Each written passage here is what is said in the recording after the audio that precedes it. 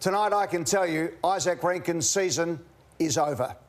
Tonight, the AFL will send a letter to the Adelaide Football Club. I believe it's already arrived. And my understanding is he will be suspended for 5 weeks. His season is finished in 2025. The Adelaide Football Club and Izak Rankine will have the opportunity to appeal the sanction and try and get it reduced, because they could argue that it is manifestly unjust. They'll have the next 24 hours or 12 hours at least to decide whether or not they mount an appeal. But tonight we can tell you that Izak Rankine's season, his finals, is over. He has been suspended and rubbed out for the entire final series because of the homophobic slur against the Collingwood Football Club at the weekend. Rory, as an Adelaide captain, tell me what is the feeling in Adelaide coming into this and what that news will mean to the Adelaide Crows and the Adelaide community in general. Yeah, I mean, that's obviously devastating news for the footy club. It's probably not surprising, though. I think the general feel from the club since they found out was this was always going to be the case. The only choice they have is to, and Hurdy, you'd understand as well as a coach, the only choice you have in these situations is to accept it and move on, and that's what they'll do. Squads win finals. I mean, you think of Bob Murphy missed for the Bulldogs. You think Andrew Gaff missed for West Coast, a couple of big names. They still went on to win flags, and the whole mentality of that footy club is squad wins finals, and that's what they'll be humming. Tom, let me take you through, and Hurdy, the procedure. A lot of people thought, including myself, that Greg Swan would be involved. He is not involved in this decision because it went straight to the Integrity Department, and AFL Legal Counsel Stephen Mead did all the interviews and came up with the recommendation, which then went to Andrew Dillon, the Chief Executive Officer of the AFL. And as I said, the letter has now been dispatched to the Adelaide Crows and has a big 5 on it for 5-week suspension. As I mentioned, they can appeal. Whether or not they will or not is, I suppose you have to roll the dice and have a bit of a go and see what the situation is. I also understand that next year, and we were talking about this a little bit earlier, Sloane, that next year they will come in with far more rigid situations where instead of layering upon layering and having, 4 weeks, 3 weeks, 5 weeks, 7 weeks, there will be a set penalty for a homophobic or racial or an abusive slur, and then that will obviously... And that's what the AFLPA and the AFL have been negotiating, this code of conduct, since the last pay deal was introduced. So it'll be like a matrix, is my understanding, and it will have words such as severity and intent. And, Eddie, that's exactly what they used in COVID to determine how players should be punished for the misdemeanours at the time. Freddie, your thoughts? My thoughts are, there should be no place for homophobia in the AFL, and the 5-week penalty is just. But it does raise the question of what else is set out in the ground that is a slur to a player, because I think there's things that are said to players about their families, about their wives, about their kids, that they're unacceptable as well. And I think that matrix should include those as well, because if we've gone to this level, I think we should go to the next level.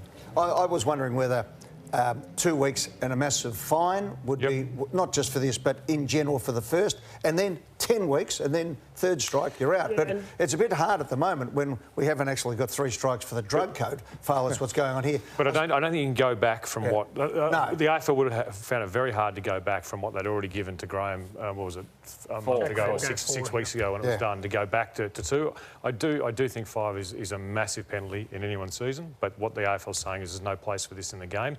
But I just think there are other things that are said, that if we're going to go that far, what's said to someone's wife or child is, to me, worse. Can I put it to you? I mean, I'm a proponent of this. I think there should be a taunting rule. I'm sick of the pushing and the shoving the head and the bad sportsmanship at the ground. We've got a great game that you can intimidate people by running hard and play fair. You guys were ball players and no one ever called you guys soft, and you intimidated players by playing the game as it should be played, as they say down at Cardinia Park. Have we... Play the game the right way. Is it a good situation now to say, we're not copying any of this and let's really clean it up? I think the world's moved on from taunting and those sort of issues. I just think the world has, and we should get it out of the game. I mean, when I played, which is, I sound like an old man, but but the stuff that was said on the ground was just totally unacceptable. The game is better for these things not being said, and I think eradicate all sort of taunting. Good organisation scenario plan in these, like at the start of the seasons, they make plans for these exact situations. So we're not spending 2 or 3 days umming and ahhing on like how long's the suspension for, because there's been so much good happen over the weekend. There's been a record contract signed in Nazai, which we'll get to later. Record crowd in Adelaide too. Record crowd in Adelaide, and one man making a whole lot of noise over there. But that's what we should be celebrating. There's other things in the game that need to be fixed as well. Let's have a look though. Of course, there's always been, you know, the Adelaide Advertiser did miss today about the homophobic slur on one hand and the 5-week suspension. I suppose the irony, if we can put it up, the irony is that Izak Rankine won't be able to be on the MCG, but the AFL will be paying for Snoop Dogg to actually appear. Well, it's irony. It's got a list of prize in homophobic slurs as long as you're Well, it's even hypocritical, isn't it? That's what the aim of the AFL is. That what's happened to Izak Rankine, Tom, is you know, it's hypocritical to have Snoop Dogg out in the MCG and paying him a lot of money. Yeah. I'm not saying it's wrong or it's right, but that's the view in clubland as well, among people I've spoken to. Just one last one here on Eddie. So the Adelaide submission to the AFL when they were trying to get Izak Rankine off, it highlighted exceptional circumstances, extenuating circumstances around what was said to Izak Rankine in the first place from Dan Houston around him being knocked out in the showdown last year. Do you think that's fair enough, Rory, that the Adelaide Crows make that argument in that case? No, not at all. No, what he said is, as we've spoken about, you can't say it. There's no excuse. Like, it's laziness coming up with an excuse like that, isn't it? Or using those words. But it's okay to make the argument. This is not acceptable. No, I don't believe the argument's acceptable. But if you're the Adelaide Football Club, you're trying to get your player off using everything you can, then they make the argument. But I don't agree with you. So they'll do that for the fans, and they'll do that to make sure they've got Isaac's back. But yeah, it's not. It won't be able to stand on that argument. Let's move on. Tom, you've got another exclusive down at Carlton. Yeah, I do. So there's plenty of unrest among the Carlton assistant coaches at the moment. There's 2 that are in contract, which essentially means nothing in the current landscape, and 7 that are out of contract. They're frustrated, and some are even angry that they haven't been told what's happening next year. So in the eyes of the Carlton assistant coaches, if they'd been told 3 or 4 weeks ago they wouldn't be required for next year, then there'd be no issue. They'd go off, they'd get a job. But they are in the dark, they're in limbo. And Graham Wright sort of forecast this last week when he spoke to the media. We've got some assistants out of contract, and I met with them again this morning, and we've been really clear in meeting with them all the way through around what their futures might be. And same again, we're mandated to let them know on the 1st of August, but we told them probably early July that we wouldn't have an answer for them on the 1st of August, but we'll hope to get an answer for them in the next couple of weeks. So August 1 is when coaches are supposed to have an idea what's happening next year. It's now August 19. They don't have an idea at the moment. Hurdy, this has also reached the levels at Carlton of HR. Yeah. So assistant coaches are frustrated, and HR is aware of that. And I don't think this is going to happen next year or any other year, because there's an awareness now at Carlton that it's unfair on these men, and they are men in this situation, to be in limbo like they are now. So can I just say this? The Coach Association brought it in, and it makes wonderful sense in cloud cuckoo land, right? It doesn't work in the real world, okay? And there needs to be mitigation for these coaches. They need to be looked after, and if there needs to be a payout or a redundancy, we can't have a redundancy because it'll be replaced, but if there was a payout, fair enough.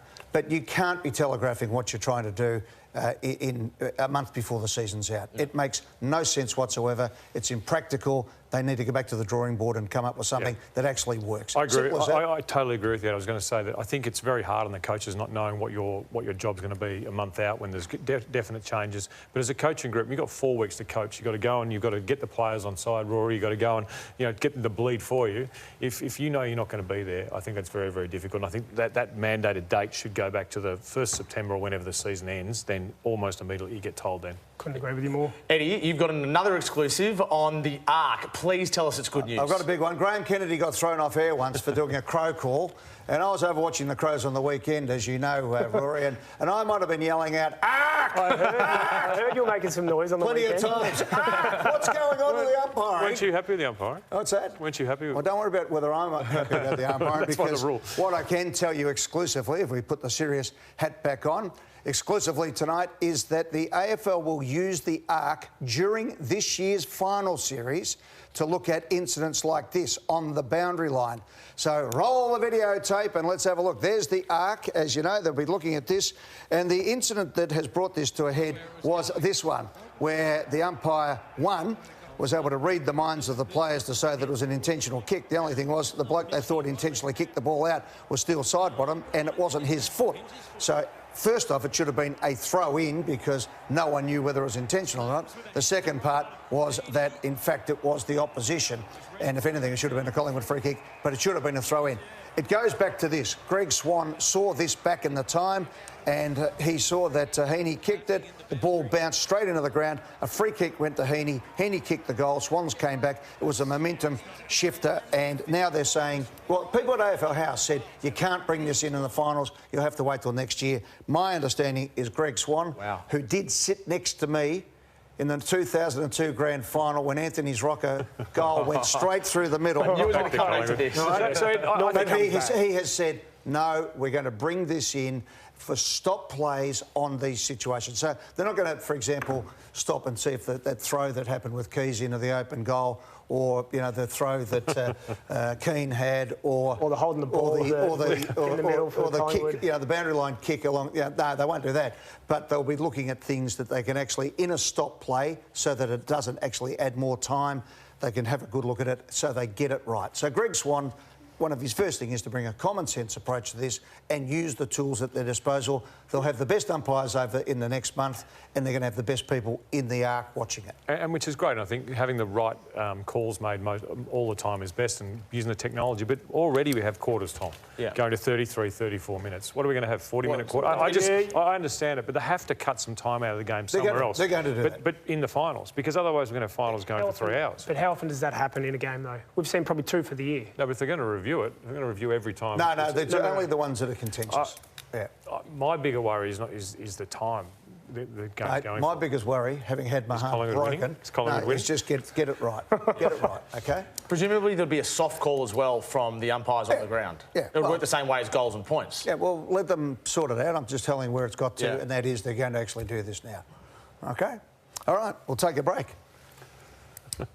Graham Kennedy, you guys know Graham Kennedy? Yes, and he understood the reference. OK.